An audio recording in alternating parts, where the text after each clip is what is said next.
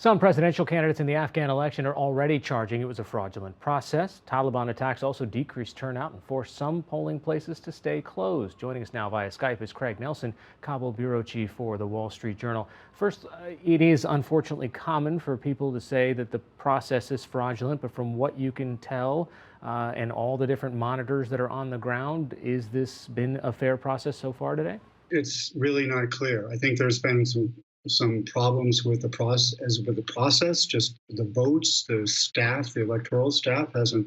We went to a polling station this morning, and at 7 o'clock, when the polls opened, and the electoral staff wasn't even there.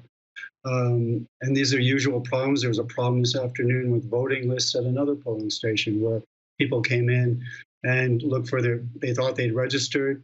They were sure they registered. They had proof that they registered, but they couldn't find their names on the voting list. So is that fraud, or is that simple, the kind of sort of inefficiency and ineptitude that has sort of characterized Afghanistan elections for a very long time? I think there'll be other people that will make that determination. I think the biggest problem today is voter turnout. Voter turnout seems to have been extremely low. And privately, President Ghani's people are talking about a million, possibly a million 5 voter turnout. And that out of a possible registered voters of 9.6 million. And that's a very, very small turnout. And that's going to cause, as much as anything, a kind of a political crisis that could be coming around the bend.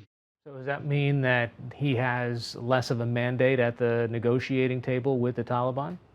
Exactly, exactly. He might have to go to a second round, which will weaken him even further. And of course, he talks about wanting to lead the peace process now that President Trump has tweeted an end to U.S. Taliban negotiations. President Ghani wants to lead those, and he could potentially go into that very, very weak. I mean, we saw, for example, we went 50 miles north of Kabul today, and we went to a polling center where there were 360 women registered to vote. And 5 hours after the polls had opened, only 4 women had voted.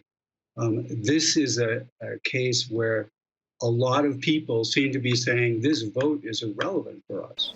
And that's a real serious setback for this government, which is going to try to be negotiating a deal with the Taliban, and certainly for the United States, which has invested, roughly $1 trillion at least in trying to get Afghanistan, some democratic institutions established in Afghanistan. So in a way then, did the Taliban succeed in intimidating enough people to stay away from the polls, whether it was through the violence that was leading up to this or just the actual result today if all these women or men don't show up? Yes, I think the fears, we were told by one voter after another that their neighbors and so forth didn't show up out of fears for their security, and 2, out of apathy. And there's one positive note here, is that there were no big suicide bombings or big complex attacks and vehicle bombs followed by gunfights. The Taliban didn't do that, and that's is sort of a small success in this whole thing, because everybody did fear something like that. But the Afghan government put 75,000 troops around the country to guard polling stations, and that seems to have been quite successful. But in the long term, the problem with voter turnout, apparently low voter turnout, is going to cause a very big problem for this government. All right, Craig Nelson, the Kabul bureau chief for the Wall Street Journal, joining us via Skype tonight. Thanks so much.